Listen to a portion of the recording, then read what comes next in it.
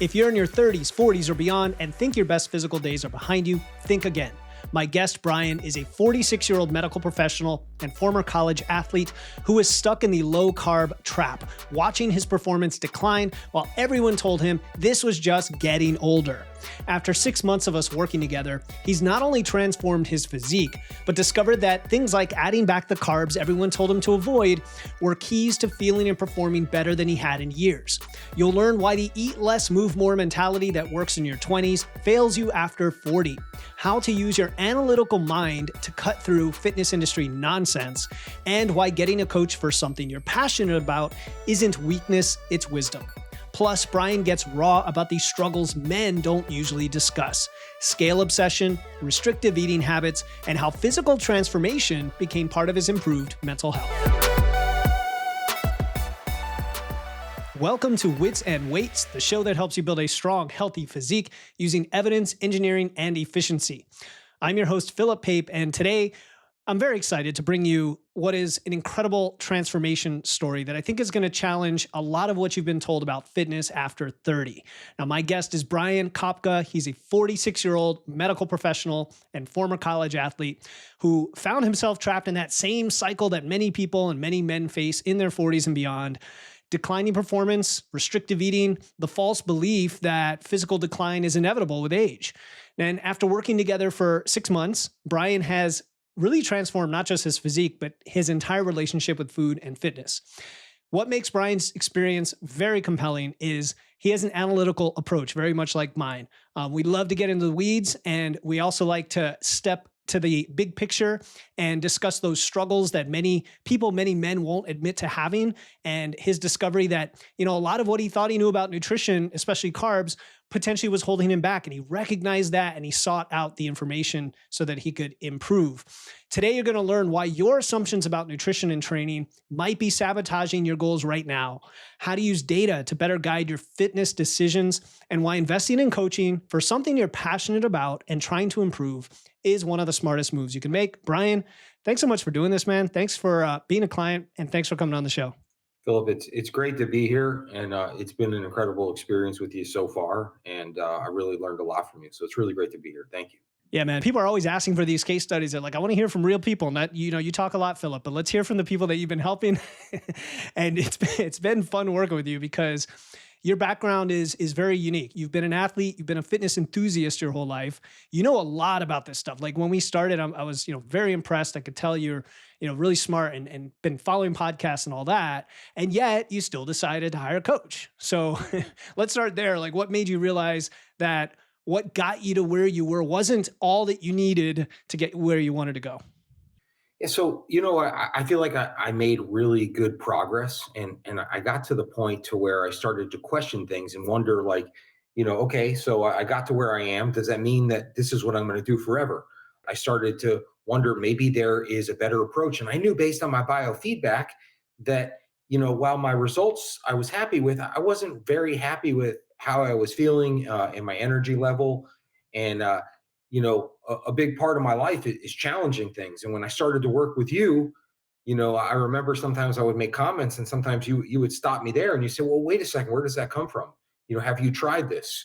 And being able to challenge this societal idea that carbs make you fat, and this internal fear of consuming carbs. This was a big part of, I think, some of the changes that we made together. So you're saying that we have a lot of assumptions, not just assumptions. There's something they call, what do they call it? The illusion of obviousness, I think it's called, where we just hold something as true for years and that's all we hear. And then all of a sudden something challenges it. Would you say it falls in that bucket, or it's more of, this is not quite right? And Philip seems to be one of the guys that may have an answer. So let me talk to him.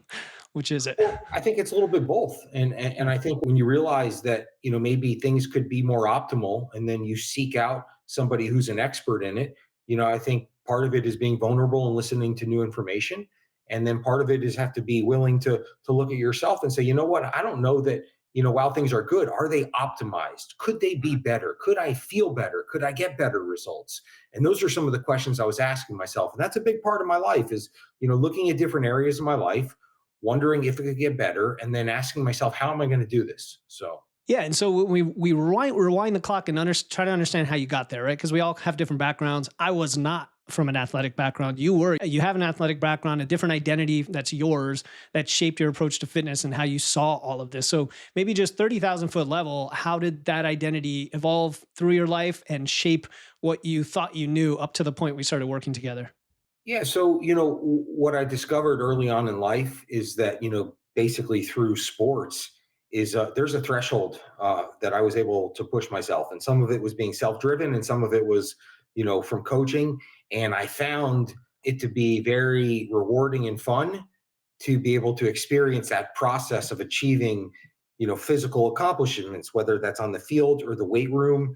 And that's, one of the things that I didn't want to stop once I stopped sports. So what I did is I transitioned that desire to continue to, achieve things physically into my fitness, into my 20s, my 30s, and now my late 40s, and that's kind of how I got here. And I think one of the things that I've taken from this experience is, look, as a college athlete or even a professional athlete, one of the things you do in the weight room is you track everything. Like there's no walking in and saying, I think I'll do a little this, a little that. I think I did this last time. I'm not feeling that good today. And one thing you got me back to, which I think has transformed my fitness, is tracking everything and getting back to progressive overload. And whether that's, 2.5 more pounds, one more rep with better form, like that's the proper way to train. And getting away from that, I think, was something that I regret because you spend a lot of time in the weight room. You might as well make it as profitable, as possible. So, and that for getting back to tracking helped bring back that satisfaction of those physical accomplishments that I felt earlier on in life. Yeah, because you can see what's happening. And this is part of the surprise, even for me, when we started working together. I want the listener to pay really close attention, right? So when I met Brian, he Yeah. was already really shredded. Okay. Like if you just saw him, you'd say, okay, 8% body fat for sure, plenty of muscle mass. Like obviously he's doing something quote unquote right. And yet Brian's telling you here it wasn't necessarily optimal or efficient, or maybe the way that he got there could have been done a different way, or it's even not as much as he wants. Like there's all these things going through your head. Also, we're going to talk about nutrition in a bit, but there's a lot of things that he was doing unoptimally, non optimally when it came to nutrition as well, that we've since worked on together. And it made things, I'll say, a lot easier for him to feel like, hey, I can sustain and grow this. But it's really important to understand, like, you joke because you hear me talk about you on a podcast and it's you, but I don't necessarily say it to you all the time. And I'm like, well, I have this client who, who's really shredded, and people are like, well, I want that. But the way he got to it, the way you got to it, Brian, wasn't necessarily the way you could do it long term and sustain it. So tell us a little bit more about that so people understand what you see on the outside doesn't necessarily reflect the person you want to be on the inside, in however you get there. Does that make sense? Yeah. So, Yeah. well, let me give you a specific example. And when I started working with Philip, my pre-workout was some black coffee with some MCT oil. And Philip made a joke. He's like, well, what is this? Like a holdover from, the bulletproof days? And I said, yeah. And then I thought to myself, I'm like, what is the evidence that is supporting this? And could there be something better? So Philip challenged me. He said, I want you to have a half of a banana. I had a half a banana and my eyes lit up during the workout. And so, what that led to is having a full banana. What that led to is having a big bowl of rice puff cereal and some fruit and 250 calories and usually 45 carbs before a workout. And I'll never go back to fasted workouts. And what I realized is I was continuing to do something without questioning it. And when new information came, I mean, it's something that I brought in. It changed my workouts. It absolutely changed my work. I don't see myself doing fasted workouts unless I was on a desert island for some reason. But so that's an example of one of the things that's really changed for me, if that makes sense. Yeah, it makes I laugh because you got used to asking me questions over our chat. And Yeah. usually if you said, how much should I, whatever, or ask for a specific number, what was my answer usually? Yeah. What was my answer usually when you asked me, like, how many grams of carbs should I eat, or how big of a banana, or whatever? And I love this answer. It's self-experimentation. Try it out.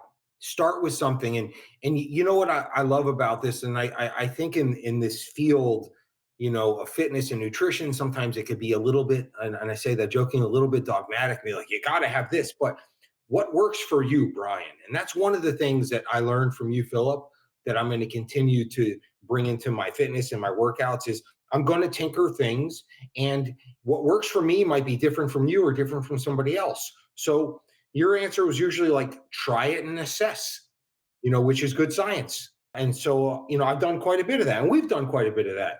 So I've Yeah. enjoyed that process as well. Yeah. Yeah. And I will say, like, every client's different as well at the way I communicate to client, right? Because another client, let's say I have a female client who's really uncertain and maybe not as confident about things and she's never been through it before, I might literally say, hey, eat this many grams and do that. And then not even tell her she's experimenting. And then a week later, I'll be like, how did that feel? Right. So it's the same process, just through different ways. So another one of those is training, which this was even a bigger surprise for me with you, I think, was, again, if somebody just saw you visually, they'd be like, okay, this guy knows how to work out, he knows how to build weights. And we know that at least beginners can do anything in the gym and they're going to build muscle. And then intermediates can do some things and others are going to be less efficient. And the more advanced you get, the harder it becomes. But if you're like you, a guy who likes to go to the gym and is consistent and committed to it, you can still have a pretty good result, even when it's not optimal, which is, I guess, heartening to a lot of people. It's more about the consistency than necessarily the approach, but you wanted both. So when we said, hey, when I said, I just want you to log your workouts, and this was like, did you say this is something you got back to that you used to do, or was this kind of new in the way we were doing it?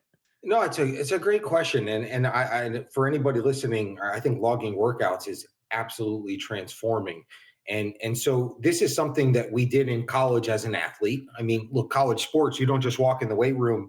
You're given a program, you're given how many reps, what to do, and then where they want you to be, and you've got to you want to show progress, and you just got away from it as a I say this in quotes, like as a civilian, and so this is something I got back to. And, what I took from it is that, this changes workouts, this changes results, this changes accountability. And you know what? It's enjoyable.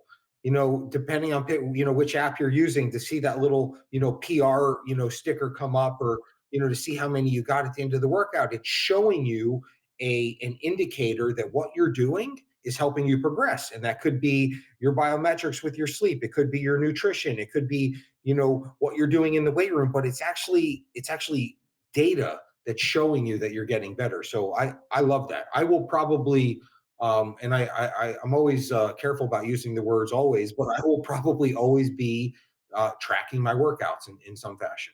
Yeah, I agree. I love tracking, and the fact that you said it can be fun because of the result you get, but even the process. Like, you and I use Boost Camp, which Yeah. I tell people about all the time. And almost every workout right now, I'm in a 6 week bodybuilding cycle. So I'm always, when I start a new 6 week cycle, I start with some fresh lifts, and I'm always pushing PRs too. And you're right, the little sticker comes up, it's orange, it's like zoom PR, and you're like, man, that feels good. That gamification. So if you're listening, you're like, well, I'm not very data driven, I'm not very analytical. It can still be a fun way to learn about yourself. Like, what are your thoughts on that, Brian? We're going to get into your analytical mindset, which is very much aligned with me. What if somebody's just not like that? What would you say to them? What I'd say is try it. If you hate it, There you go. guess what? You could erase the app. You may. And one of the many things I learned in this process is to be open to the things you haven't experienced yet. And you may be, when I say you, it's the person that's trying tracking. You may enjoy it. You might, maybe you'll be having a bad day, and you'll hit two PRs in the gym, and it'll boost your confidence, and you'll feel better about yourself. I'd also challenge somebody, and to me this is very connected to other things in my life. When you start seeing physical accomplishments in gains, I intrinsically ask myself, where else in my life can I put together a plan, track something, and do that as well? And tracking it's more of a process that I reinforce in the gym, that I'm looking to bring in other parts of my life to better other parts of my life, because I think this is a foundational part of making lifestyle and life changes. So even working in corporate America, like, nobody puts together a plan and doesn't track it, or they put it on a cocktail napkin. Like, you put together a plan and you come up with smart and measurable and actionable things to track it over time, so you know whether it's working. And so what I challenge somebody in the gym is just try it for a day or a week. See what you think. Yeah, yeah, and there's different levels that you can do it at because I agree. Like in the corporate world, it always frustrates me when Yeah, people aren't tracking, or if they are tracking, I'm like, are you tracking in a way that is objective, or is it kind of a thumb suck, mhm. guess? Because that also is not going to be very helpful. So, because you're in the medical field, right? You're trained to kind of look at data and evidence. I suspect. I don't know. We haven't No, talked too much about the details of your career, but is no, it has so much. So, I work in the medical field, and specifically, I do sales, and I work with all different kinds of medical professionals. But how is this related to fitness? Very much so. And this is one of the reasons why, I wanted to work with you specifically. I listen to so much of your content. So, look, in the medical field, if you're talking to a medical professional and you say something as definitive as a claim, like this is this, most astute medical professionals want to understand, well, could you tell me, what it is you read or heard that makes you feel that way? What's the data behind that? What's the p-value? What's the statistical significance? How many people are we talking about? And I think when bringing it to the fitness field is when we see some information, we hear some bro science, we see something on a magazine, our neighbor tells us something. I kind of take that same approach sometimes, and I wonder, Mhm. what does the data say? And so to me, it's kind of a combination in fitness. It's like, what does the data say? But also there's some self-experimentation. And so what I've learned in this process is to kind of combine them both. But I do weigh heavily on the analytical mindset of evaluating things based on data. And you and I have had a lot of these conversations. Mhm. Like, I mean, I know that when we started, I told you, I said, Philip, I want to learn 10 new things from you a week. And you're like, oh my God, this guy's crazy. But, Did I so say that? I said, yeah, let's do it. I think I said that. But even one of them, we talked about the role of collagen. We talked about the role of meal timing. And so and then one of the things that I really get out of this is you say, hey, look, this is what the data shows. So to me, there's a big crossover between my work life and my fitness life, if that makes sense. Yeah, it does. And my brain goes a million miles an hour here, thinking of tangents that are relevant. I thought of two that you might be interested as a listener of the podcast as well, and anyone listening. The first is Alan Lazarus. He's one of the two guys at Next Level University. Shout out to them because they're behind the podcast team that edits the podcast. Kevin Palmieri as well, who's been on the show a couple times. But Alan is a very much numbers driven, analytical business guy, almost to a, I don't want to say to a fault, but like to an extreme where he's a utilitarian, right? Like if it doesn't have the maximum utility, it's not worth it. So he goes all out. He's going to be on the show. It's going to be a lot of fun. But I think about that because it's a spectrum, obviously, but the more you have precision and information, that is when we talk about the hierarchy of evidence, the evidence about yourself is the best evidence because that's the one now that checks you on whatever the sign says. And then the other guy's coming back, Dr. Eric Helms. We all love Dr. Eric Helms. He's going to come on to talk about epistemology, which is the philosophy of knowledge. How do we know that we know something? And I know you're going to eat that up, Brian, because that's really important. I hope everybody listens to that podcast. We're going to get into in the fitness world, how do we make sense of all of that and know that what we're saying is true, which is relevant to what you just said. So yeah, that's good. So how about this then? What's another truth that everybody accepts? You get old and stuff declines and, aging is the cause of all our problems, cause of our metabolic decline. We lose muscle mass. You're inevitably going to be bent over and frail, get into a nursing home, and then die with a short health span. That's like the dire outlook of a lot of millions of people in the world. What are your thoughts on that truth? And I got to tell you, that is one. Well, first of all, when you say truth, we both have to laugh. It's a joke. Yeah, yeah, of Okay. course. So Sarcastic. that is one of my main drivers and passions is that, you know, guys our age, late 40s, 50s, 30s, this idea that you get to this age and you have to have a dad bod, you can't be in shape, you can't look like you did in your 20s. These are all things that just, people say. So I would question that. Well, why do we accept that? Why do we think that that's fact? Why do I see so many guys our age that are not like that? Why do we see guys like Mark Sisson and even I look at Joseph Pilates, like this guy was an incredible Jack LaLanne. There's so many guys you can go on and on. You look around the gym. This is not have to be destiny. So I ask myself, why can't I do that? What approaches, techniques, and lifestyle am I going to do that will support that? And and I shared this, with Philip, but my life's mantra, and I have it kind of on the wall when I walk in my house. It's a, it basically it says right fucking at it.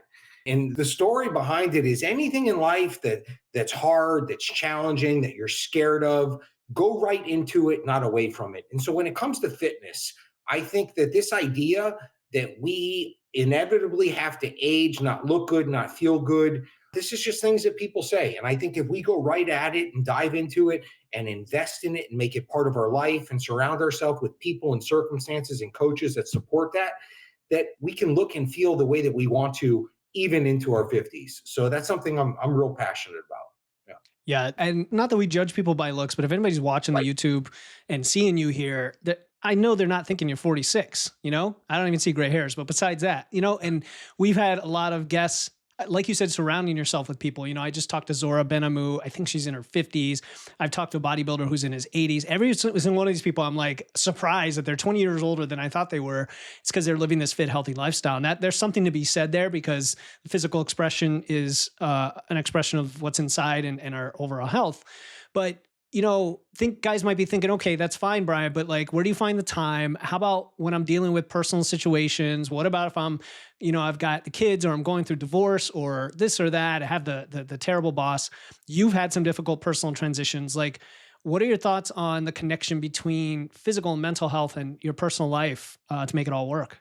No, that's a great question, and I think I'll tackle the first part about physical and mental health, and then what my advice would be. First of all, I think these things are very much connected, and I think one of the things in my life that helped rededicate me to fitness is I went through a really really difficult breakup in my life. I wasn't showing up in life as the person that I wanted to be. I wasn't the partner I wanted to be. I wasn't, I just wasn't the person I wanted to be. And I'm very open about it because I think it's important.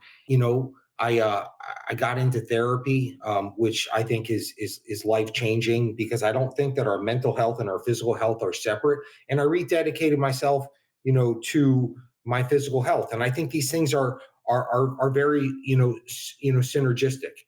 I don't think that one of these things can. I think they complement themselves very well. And then the second part of the question, look, it's hard, and I get it. And there's circumstances in life, time, family, stress, doubt, frustration, the slowness sometimes of gains or loss. These things are hard, and what I would encourage somebody to do is, to find ways to incorporate in your life. And for some people, that's maybe waking up a little bit earlier. Some people it's doing air squats in between conference calls. Some people it's walking during conference calls. Some people it's, doing meal prep half the time, working out during lunch, whatever it is. But ultimately, I think for most people that do this, it's not something they have to do. They learn that once they start to do it, they feel so damn good that they don't want to not do it. It's not, I have to go to the gym. It's, you know what, I'm looking forward to doing this workout because I want to see where my body is. It's not, I have to eat this food. Is, you know what, this food makes me feel so good and nourished, I can't wait for that meal. So I would try to find ways to make it a feel good thing instead of a have to thing. And for everybody, that's different. I don't know if that answers your question. Man, this is great. You should do you should do your own fitness podcast, like a mindset podcast, because the way you express things is spot on. Because you're getting at the essence of sustainability, and also not making the excuse, but not that you have to make an excuse, because it's not a hard thing to do. It's not a thing you have to do. It's a thing you want to do because that's who you are, and ultimately that you become that person, right? I think it's also what I'm hearing from you. When I go on a show and someone asks me, hey, people who say they don't like to work out, my first thought is, wow, is that possible? Right? Like, it's so far from my brain now, even though I know, working with clients every day, that there's that mentality of, this is hard. It's just uncomfortable. It's new. It's different. And the way I've done it before in the past has maybe been some level of miserable, whether it's been doing cardio or lifting weights and didn't like it. There's a way to like it and get the result and then like it even more. Go ahead. You want to say something? No, I totally agree. And I think there's a lot of internal dialogue here that it's really important. It's not I have to do it, but I get to do it. Back in the day when I was doing P90X and eating like crap, I felt like I had to do it. But now, I know how to eat, and I enjoy weight training. So it's something I get to do. Even when I think about diet, Philip, I don't even like, to me, if somebody says, "Oh, what kind of diet are you on?" Wait a second. This is not a diet. This is a lifestyle. I don't feel deprived. Like, I eat the foods that I really like. And for me, this is not like, I don't feel like I'm missing out on anything at all. Yeah. If anything, I've been forcing you to eat more of things, right? No, but Well, let's talk about that because you were doing a low carb approach yeah. before, so there were aspects of that we've changed. So let's go down that path. Like, what are you doing? Why? What did you think was helping you, and then what changed? You already mentioned the pre workout, but there's a lot more behind that. Yeah, so what I was doing, which was, I would say, effective in building a physique and getting to a place where I wanted to be, but not where I wanted to feel, was limiting carbs, having super high protein. I mean, I was sometimes maybe double my body weight in protein, depending upon the day, even though I wasn't even tracking that much. That's what I was doing. And then what we started to do is have a more balanced approach. I learned how to, really strategize consumption of carbs around workouts, and the different types of carbs used at different times, based on how quickly they would, give me energy. And what I found is that overall, I felt better. My performance was better. And so that's kind of the transition that I made. And and also I'd add, and I think this is really important. I'm thinking back to your previous question about somebody who's making this transition. But for me, learning how to cook, and I've been a Food Network junkie for 30 years. Like, I've always loved food. I love good food, but learning how to cook, to me, is paramount with this. And if it's not you, then it's somebody in your house. But having that skill set and understanding macros, to me, is important. And the deal I made with myself is, if anybody asked me, how did you become a good cook? I would say, I've ruined thousands of meals, thousands. And the deal I make with myself, and to this day, is, I'm going to cook. And if I ruin it, I'll go out to eat. No problem. And what I've learned is that I can find some of the most, like, fueling foods, and I can season them and prepare them in a way to where I don't feel deprived. This is not a diet.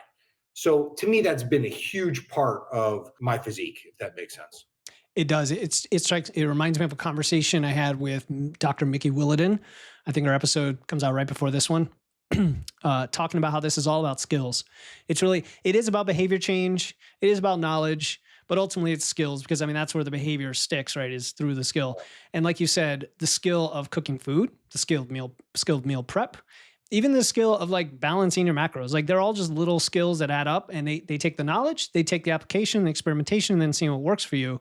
And I want to get a little more into the cooking side of things, because I know Yeah. that's an area of expertise, and maybe some entrepreneurship areas that you're looking at as well. But let's set back to the carbs and the macros and things. So this is a source of a lot of our conversation, right? Over the months, of your metabolism and your expenditure, how much protein you should eat, how much, and these are important things. So the listener, I know they want to get into some of these details, because you said you ate a lot of protein. I mean, you ate a lot. You were up in like 300 grams or something, or right, of protein, and very, very low carb. And we were trying to shift that. And it was like, there was a little bit, I can sense a resistance from you of wanting to shift it, which makes sense, that we all have our, like, the ceiling where we are now. And like, there's a step too far for some people, and we had to make it manageable. So maybe tell us about that process of inching up the calories, inching down the protein and up the carbs, like kind of what that process was like for you. Yeah. And I think that process, very important. I don't know that I would have gotten there without a coach. In fact, I wouldn't have gotten there without a coach, because I would have done it a long time ago. So what that process was like is, anytime you do something in life that's new and that has a lot of, fear mongering around it, like carbs make you fat, it could be a little bit scary. And so I think one of the things that we did really well together is, we started with a banana, and next thing you know, I'm at the store and I'm looking at oatmeal. I'm like, oatmeal? I've never cooked oatmeal in my life. And then I started to have sweet potatoes, and you smell the house when you're cooking sweet potatoes, and you're like, oh my God, this is like the holidays. And then I start thinking about fruit and rice puffs. Like, slowly bringing in more carbs and paying attention to biofeedback, what I realized is that there's a better way for me, and there's another more balanced approach. So that's one of the things, that I took from it. But I think one of the things that worked for me as far as, us working together is you were very understanding in that, hey, okay, this is where I'm at. This is where we're trying to go, but we're going to go there in a way that makes sense for the person. Like, we didn't go from, okay, you're eating 100 carbs a day, we're going to go right to 300 immediately. Like, it was a process, and I think that's one of the things that worked for me here. Yeah. And again, every client's different. And like, I try to feel it out, right? Because in some cases, I did sort of push you to a level that maybe you weren't ready for at the time. And then you just told me, you said, hey, I'm not eating that many calories. Like, or I want you to 2,300, you're at 2,100 and it feels good. And by the way, your expenditure seems lower than we expect. So it's okay. Like, we don't want you to gain a bunch of weight unnecessarily, and we don't want you to be under recovered. So it's this fine dance back and forth. And you needed a coach. And I'm not saying you had to have a coach, but you almost did. Like, anybody listening, that extra pair of eyes is going to give you that feedback and also challenge you and also support you and kind of hold you if you fall or whatever. You know what I mean? Like, it's all of it, pushing you, holding you. And so let's touch on a few of those specific areas, right? Carbs, fiber. You eat a lot of fiber. So Yeah. because you cook at home and because you eat a lot of real foods, whole foods, not real foods. Sorry. That's the trigger word I don't like to use. Whole foods. You have a lot of fiber, like 60, 70 grams of fiber, which for most guys, I'm asking them to get at least 30 or 35, right? So you're plenty in there. But we had this conversation about the macro math, how like a normal gram of carb is 4 calories, but a gram of fiber is like 2.5 or less. It could be 0 depending on the type of fiber. And you're like, so you're telling me to eat more carbs than macrofactors telling me. And how is that not going to go over the calories? And we had that conversation of like, it's because of all the fiber. You actually need more grams of carbs because it doesn't add up to as many calories. That's just one example because of mine. I don't know if you want to comment on that. No, it's a great point. I remember looking at my macro factor one day and I said, you know what, let me just check the app. And I started to do the math and I thought to myself, I think I found a glitch in the app, but what I took from that is, look, there's different kinds of carbs. And what I took from that is, pre and post workout, there's certain carbs that work better for me. At lunchtime and at dinner time, there's different slower acting carbs, slower digesting carbs that work better for me. But I think one of the many things I got from it, tracking is you get to see, what you're eating, and I think a lot of people could speculate, I'm definitely getting my body weight in protein. What? How do you know? I mean, do you weigh the chicken breast? Like, do you count, do you count this stuff? If I went to a financial advisor and if he said to me, he goes, I think you're probably going to be good to retire around this age. I'm just guessing. I'm thinking, I don't know. But I would be like, well, wait a second. How do we measure this? I want to be really, really specific about it. So getting to your question, when it comes to carbs, that's one of the things that I took from that. Yeah. And then another one was weight gain, right? Like, we should talk about that because I definitely have mentioned you on the podcast a few times, again, without saying your name, saying like, oh, I have this client he's a guy, not a woman, because we always talk about women and weight gain, and a bit afraid of gaining too much weight. And it makes sense. You're lean, you worked hard for it. You don't want to like just gain fat unnecessarily. And it's true that leaner folks have a different propensity for gaining fat, for example, than someone with more body fat who has the energy stores on their body. Well, we worked on that and we kind of had a bunch of variables changing at once. That's kind of what I wanted to talk about. And you're welcome to be open with whatever you're willing to share regarding any medications or whatever. But one of the things we did is we introduced creatine, which for most clients, when they do creatine, they might get a couple pound weight bump and then things level out in a few weeks. And I feel like for you, it just kept ballooning up your water retention and weight for like weeks and weeks and weeks. And so you went off of it and it kind of came back, proving almost that was what it was doing. Anyway, tell us your thoughts on all that. Yeah, so first of all, I want to acknowledge, I don't know how many guys are, open about it, but when it comes to weight, sometimes it's not easy for people, especially if they have a family history of obesity or if they have a history, of being heavier. And when you're making lifestyle changes and they're stacking each other and they're compounding, you could see variations in weight, especially when you're doing it daily. And I know that if you ask most people about weighing themselves daily, they probably don't want to because they don't want to see that number daily. And I think the big learning from it is that it's natural to have variations in weight daily based on a lot of things. So for me personally, Philip, to answer your question, when you're when you're doing a low carb diet and you introduce carbs, and one of the things that I got from you is you helped, me really understand the science behind what happens when you ingest carbs in terms of, the water storage in the muscle and what that means in terms of weight, especially the next day. And then you add on, creatine. I mean, you could see large fluctuations in weight. And I think, being able to understand the science behind it. And one of the things you always said that I loved, and it always stick with me, it's natural for somebody to step on a scale. It's not natural. It's very, I would say it's common for somebody to step on a scale in a day and have 3 pounds different. I've done it. Mm-hmm. And then you would say to me, did you overeat by 7,000 calories yesterday? And obviously I didn't.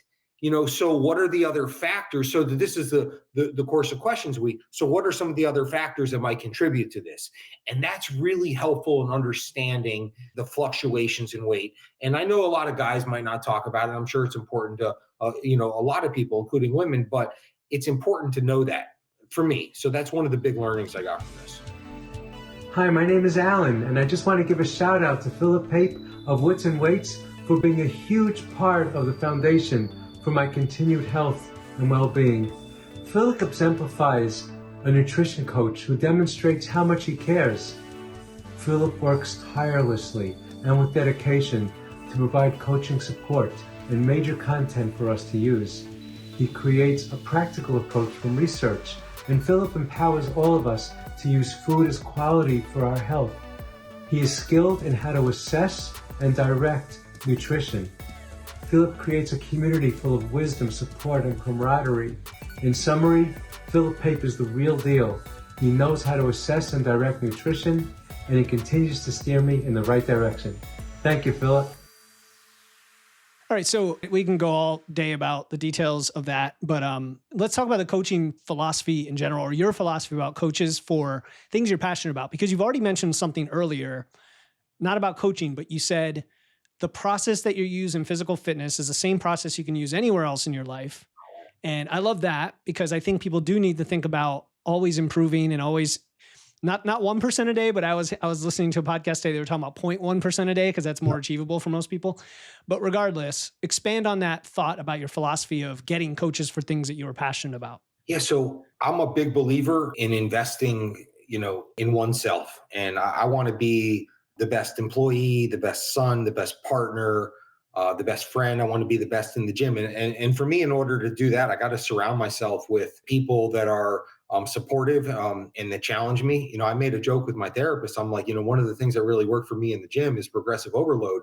I don't see any reason why that's not applicable in therapy. You keep pushing yourself, you keep digging, you keep, do a little bit more than last time because it's going to yield, personal development. So like for me in my life, like I think about it, it's like I want to have this board of directors around me. I have a therapist for mental health. I decided to work with Philip because I wanted to, upskill myself in fitness and nutrition. Most people, might have some kind of financial person that they work with. They don't freelance that on a yellow notepad. I'm working on becoming a storyteller. So I'm reading a book and taking a course on storytelling. There's a mobility and a stretch coach at our gym. I'm going to do a session with him because I want to better incorporate that in. So I think the point is that, especially as I've gotten older, is I want to surround myself with people that help me upskill myself in every aspect of my life. And I think some of it is just looking at myself saying, you know what, I have a gap here. I need to know more. I need to know better. And that's part of the philosophy, if that makes sense. No, it makes a lot of sense now that you say it, because I think about all the coaches in my life they're not like, coaches that I hire for a 6-month contract necessarily, but they're a mentor, a coach, an expert, even if it's a friend who, I'm not paying them, but I can go to them because I know they know way more than I do. And talking to them for 5 minutes is going to teach me something that would have taken me 5 years. It's kind of like the joke about the guy who went to Picasso and Picasso drew the picture on the napkin and he said, that'll be like $500. I don't remember the exact deal. And he's like, why is that $500? You just drew 2 minutes on a napkin. He's like, you're not paying for the napkin, you're paying for my entire, history of my experience. Yeah. right? And that kind of idea. So like when I learned to squat, I was stubborn about it for like a year. And then I went to a coach an hour away. I drove an hour, spent an hour, got an hour back home, paid him $100. And my squat was beautiful from that point on. And just think about how much frustration I saved. So even if you don't have a lot of money, you could still find Totally. experts, help, support, right? Yeah. Totally. You can go online. I mean, you can learn how to cook online. You can do everything online. And that's, the one thing I want to say about the gym, in relation to this subject of coaching, most gyms, when a guy, is in great shape, and if you go up to him, and I'm comfortable doing this, hey man, you look great. I'm curious, what's your workout routine? What do you eat? If you don't mind me asking, what's your lifestyle like? Number one, they're going to be flattered that you're admiring them because it's true. But number two, most people are really eager to share with you what's worked for them because they're really passionate about it. So I even encourage people, to ask people at the gym. I've learned a lot from, and look, some of it is, things I have to go home and fact check and Google, but a lot of stuff has been very helpful. So I think that's another avenue, that people could use that's free. Yep. So Which is another form of surrounding yourself with yeah, the best and yeah, the knowledgeable. So, all right, for guys that are listening and women, because this is everything we're saying is relevant to human beings in general. But if they're in a similar position you were in, maybe they don't have to be a former athlete, but maybe they're in their 40s and 50s. We have a lot of listeners who are kind of in that demographic and stuck in old patterns. They're listening to the show because they want to get inspired to take action. I talk all the time. Don't binge the content. As great as Wits and Weights is, you're now you're 500 episodes you'd have to binge. Take action now. What would you tell them about making this kind of change like you've made? I would say get uncomfortable. Be vulnerable. Be open to different information. Think about how it's going to feel when you're able to achieve certain things and feel better, and what that might look like for you. And I think this subject we're talking about getting a coach, no matter what fitness level you're at. I mean, there's so much information out there that's constantly changing, and to have access to somebody who has a pulse on all that, I think is something, life enhancing. And I think that when you enhance your physical life, think about, how it bleeds over into everything else. A lot of people are so busy, with kids and work, they don't have the time to get into the fine nuances of all the fitness trends and what's real and what's not. And to be able to talk to somebody and be in an environment where you have access to that quickly or quicker than you have time for, I think it's life changing. So Yeah, I think it is. It's an accelerator, a time efficiency accelerator is what you're getting yeah, at because you're a busy guy and I know you carve out the time for these kinds of things. You're very passionate about it. I've had clients who are like, I just kind of want the result. I'm committed to it, but I really don't have the time to dig into the science and everything. They have curiosity, but they just don't have the time. And that's an accelerator because you'd be like, okay, here's your next two steps. Go do those, report back. Now you have to do the work. You have to be committed. Like step one is commitment. Step two is do the work. And then you have to do the tracking to see whether it's working or else a coach can't help you, right? They're not going to know without the data. But I think everything you said today is tremendously valuable, Brian. It really is like encapsulated into one conversation. I'm going to ask you my $60,000 question, which is there anything you wished I had asked? And what is your answer? I guess the only thing is when it comes to food, what are some of the things you've learned that have made, I guess, the physique building and fitness process easier for you? And the reason why I like that question is because I've spent a lot of time trying to find really good recipes, or I don't like the word hacks, but things that help enhance our nutrition. So like, I've told you this, I've eaten a pint of ice cream every night for 3 years.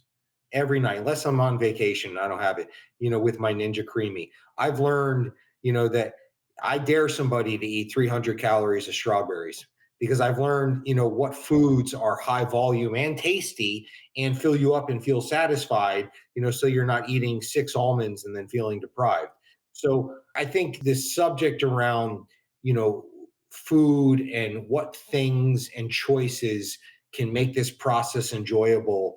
I really want people to know this doesn't have to be a difficult, thing where you feel deprived. There's a lot of things out there that people can do and learn that make this fun, make it enjoyable. Yeah, that's a good point because people are in different situations with their metabolism. And there's a lot of, for example, women or people who've had bariatric surgery, for example, who have lower metabolisms, right? And I'll tell you, Brian's is not exceptionally high at the moment. Like it's not like 3,000 calories, but some people's might be 1,500 and they feel like they're dieting even when they're not. And what you're talking about is there's a way to eat based on volume, based on whole foods, based on cooking your own meals and making things delicious that you would normally avoid because they're like, well, that's nice and filling and healthy, but it's kind of boring. No, you can make it delicious. That will go a long way toward feeling like you're eating 2,000 calories when you're only eating 1,500. And your 60-gram fiber is a good example of that, Brian. If somebody literally adopted your diet right now, they probably would feel a lot fuller. I just know it. Yeah. Cool, man. And that's one of those things that, I've learned has helped me in different ways. And I've learned when to use fiber, how to use fiber. So, yeah. Yeah. But, people on carnivore say you don't need fiber, but that's a different topic for another day. Brian, where do you want folks to look you up? I know you've got a lot of things happening. Where do you want people to connect with you personally? So I'll share with you my email, and I'm always, I'm a big proponent of helping others. I would have never got to where I am in life professionally, or personally, or fitness wise without the help of others. So I'll give you my email. They can reach out to me directly via email for help, or in any way I could support somebody with any of the subjects we talked about. I'd always be happy to. Cool. Yeah, we'll throw the email in the show notes. We'll make it so that it's not clickable in the show notes to avoid the spammers and get people reaching out to you, Brian. So, man, this has been fun. Again, people love these case studies, and we really covered a lot of the interesting things we did together. And honestly, we scratched the surface because I know there's a lot we didn't cover today. But thanks again, man, for doing this and coming on the show. Thanks for having me, Phil. Appreciate it.